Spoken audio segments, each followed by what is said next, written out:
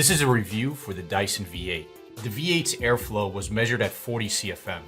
Its suction was measured at 72 inches of water lift. The V8 easily passed our filtration and sealing test largely because of its HEPA post-motor filter. In our carpet stress test, the V8 only had some slight trouble with the largest debris.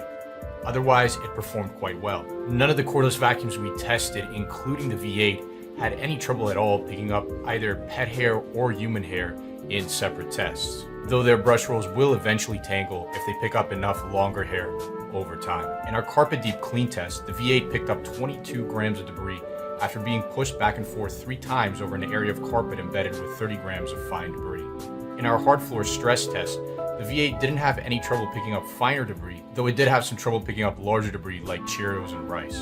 The V8 passed our crevice test, though it did take considerable effort. Moving on to battery life and performance, the V8 was tested to run for only 8.5 minutes on high, though it does offer very good performance on high. Recall that it picked up 22 grams of 30 grams of debris in our deep clean carpet test. Next we have ease of use. The V8 feels light in the hand, and this combined with its compact size makes it very easy to maneuver around the house. The switch on the top of the main body sets the vacuum to low or high, though you're likely to use the switch very rarely as you'll almost always want to use the vacuum on high.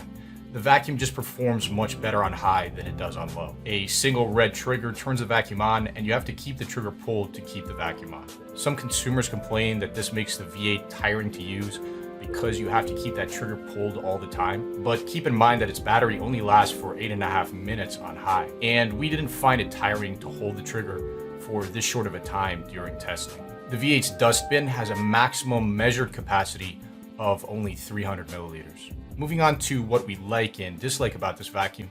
First, let's talk about what we like. We definitely like the vacuum's raw performance. Its airflow, its suction, its filtration and sealing, all of that is very good for the V8. We also like the carpet and carpet deep clean performance for the V8. We also like the fact that this vacuum is very light and very easy to use and maneuver around the house. The vacuum is also highly versatile, and it's also built very well with high quality parts. Moving on to what we dislike about the V8, we definitely don't like the low battery life on this cordless vacuum. We also don't like the very small dustbin on the V8.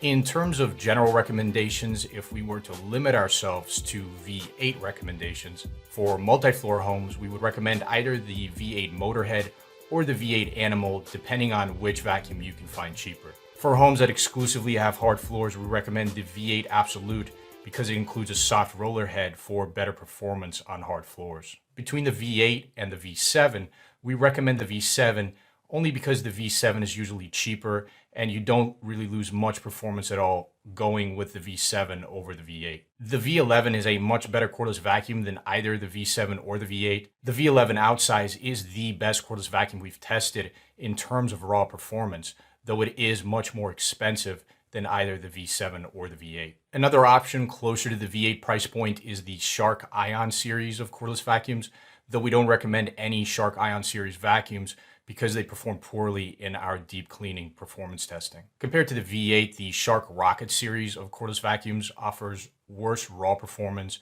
worse carpet and hard floor performance, and they are also not as versatile or as well built as the V8. And so we don't recommend the Shark Rocket series of cordless vacuums over the V8 either. Both the V7 and the V8 are some of the best cordless vacuums we tested in the price range, though they are not the absolute best. The best cordless vacuum that we've tested in this price range so far is the Tinco A11. The Tinco offers better raw performance, similar real-world performance, but much better battery life and a much larger dustbin than both the V7 and the V8. It is the cordless vacuum we recommend as the best option in this price range at this time. We do test new cordless vacuums all the time though, so definitely check the description of this video for all of our latest recommendations. And thank you for watching.